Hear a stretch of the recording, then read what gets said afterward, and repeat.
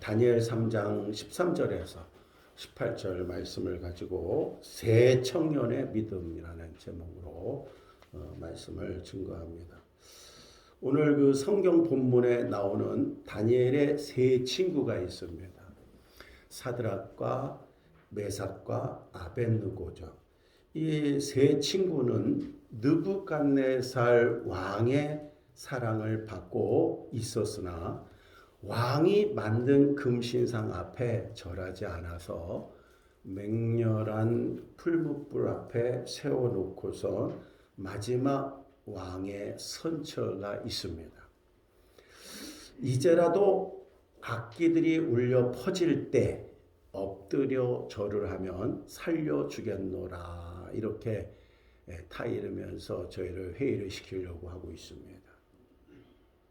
그러나 히브리 이 세 청년은 하나님 외에 다른 신에게 절하거나 우상 앞에 절하는 행위는 그 무엇보다도 무서운 죄임을 알고 있었기 때문에 절하지 않겠다고 용감하게 대답을 합니다.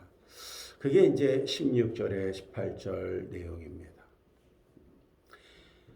왕의 호의라는 것, 그 다음에 왕의 권위라는 건 누구도 거절할 수 없는 일입니다. 그리고 누구도 거절할 수 없는 은혜입니다. 그런데 그것까지 무시를 당하는 거절하는 그들의 모습에 느부갓네살 왕은 머리 끝까지 화가 나서 풀무불 속에 집어넣는데 평일보다 7배나 더 뜨겁게 하라. 얼마나 이 화가 났는지를 표현하고 있죠. 그리고 거기에 집어 던지라고 말합니다. 누구들이요? 이 세 친구를. 뭐 때문에요? 살려주겠다고. 나랑 가까운 사이에 있는 내가 인정한 자들이니까 내가 하는 말만 들으면 살려주겠다고 하는데 그 은혜까지 저버리니까 더 화가 확 난 겁니다. 어떻게 생각해 보면 인간적인 관계는 끊어졌다 볼 수 있죠. 어떻게 생각해 보면 비즈니스 생각해 보면 그런 사업은 이제 망한 거죠. 권력자, 가지고 있는 자, 기득권을 가지고 있는 자의 눈총에 벗어나고 손을 내미는 걸 뿌리쳤다는 거는 그것은 가히 이제 내가 그 사업에서는 성공할 길이 없는 거죠. 출세의 가도를 달리는 권력의 힘이었다면 이제 정치 생명은 끝난 거죠. 다시 회복할 수가 없는 거예요. 자, 그런 상황인 겁니다. 이해를 해서 도와주겠다고 해도 그걸 거절하고 하나님을 선택한 이들입니다. 왕의 그 선처에 대한 이해하지 못한 그 마음에 더 화가 나서 이렇게 뜨거운 불을 만들어서 또 그 청년들을 결박해서 던지라고 명령을 했는데 이상한 것은 이 세 청년을 집어 던지던 사람들은 다 죽었다. 성경에. 얼마나 뜨거운지를 알고 있죠. 집어 던지는 사람이 다 죽을 정도니까. 그런데 이 세 청년은 불 속에서 걸어다니고 있지 않나. 별로 안 놀라죠. 설교초니까.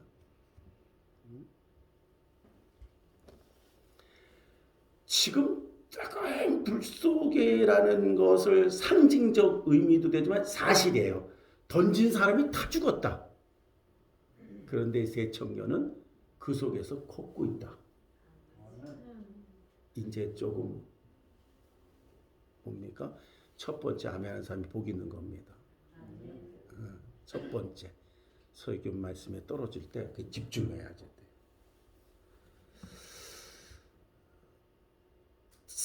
살아남을 수 없는 상황이에요. 그 속에 살아있다. 이게 영적 의미입니다. 어떻게 할 수 없는 그 상황인데 하나님이 지켜주시고 있다. 하나님이 보호하시고 있다. 이게 네 번째 영적 말씀입니다. 하나님 말씀 들을 때 거기까지 와야죠.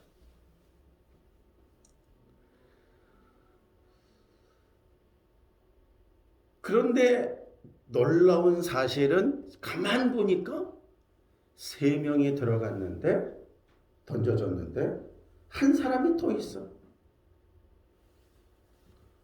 한 사람이 뭔가 더 있어서 같이 돌아다니고 있대요. 할렐루야. 아유, 한 사람이 지금 여러분 옆에 있기를. 이 한 사람 때문에 오늘 9시 예배 나와야 돼요. 이 한 사람 때문에 한 달 한 번 드리는 월상 예배 승리해야 돼요. 피곤함 다 피곤합니다. 바쁜 거 다 바쁩니다. 그런데 예수님은 바쁠수록 시간을 떼서 기도했어요. 힘들수록 예배에 더 집중했어요. 왜냐하면 그 힘든 게 복이 돼야 되잖아요. 여러분 바쁜 게 복이 돼야 되잖아요. 하나님이 인정하는 바쁨이 돼야 되고 하나님이 인정하는 복이 돼야 되잖아요.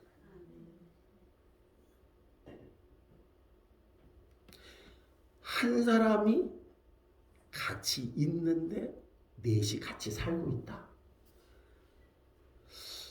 죽어야 마땅한데 돌아다니고 있다. 그런데 이런 표현을 합니다. 그 한 사람의 모양은 신의 아들과 같았다. 아멘. 참 놀라운 고백이죠. 신의 아들을 봤어요, 안 봤어요? 못 보고 왔는데 어떻게 이런 표현을 했을까?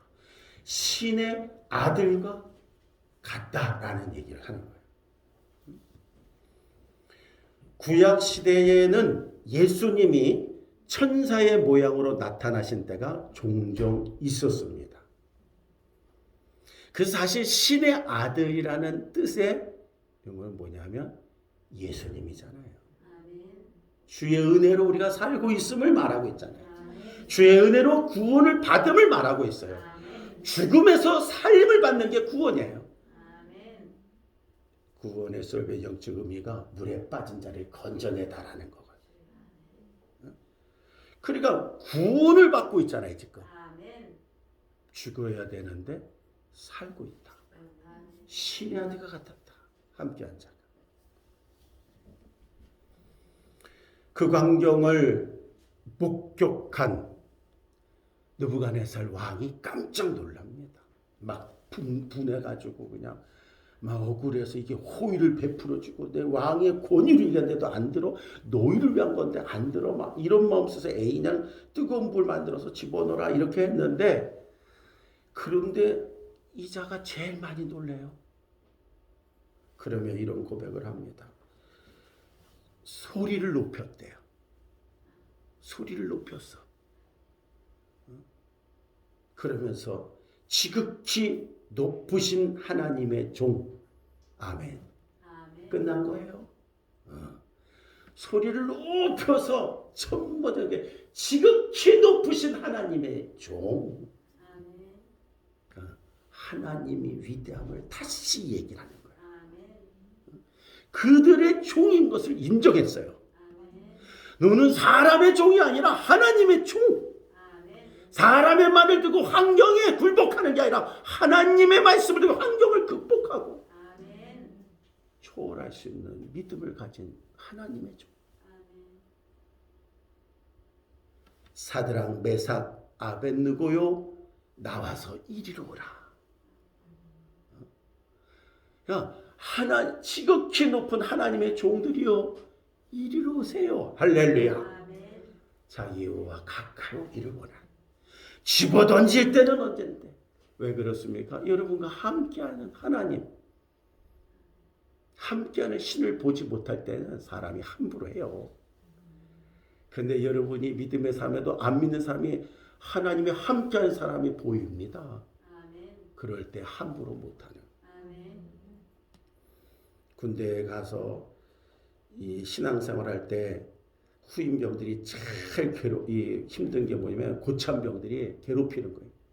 주일날 교회도 못 가게 막.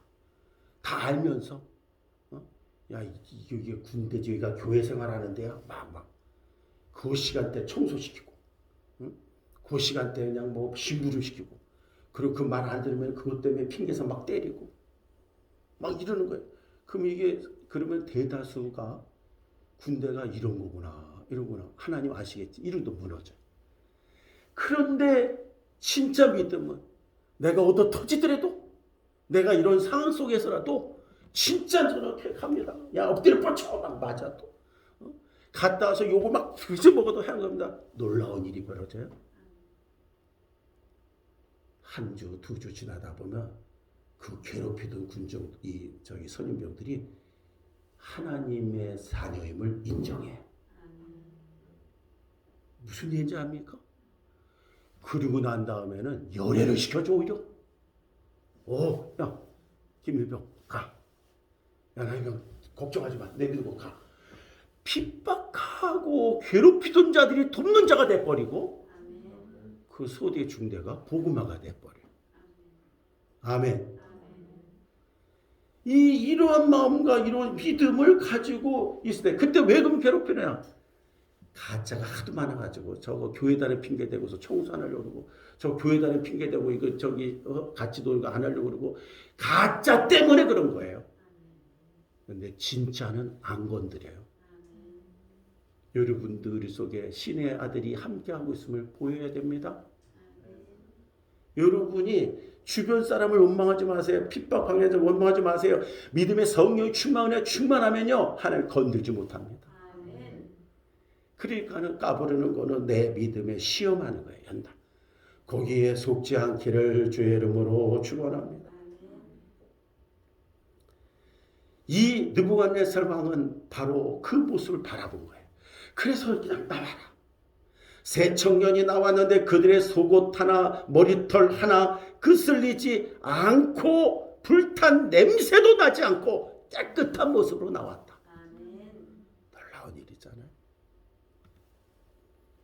이 광경을 본 왕은 다시 말합니다.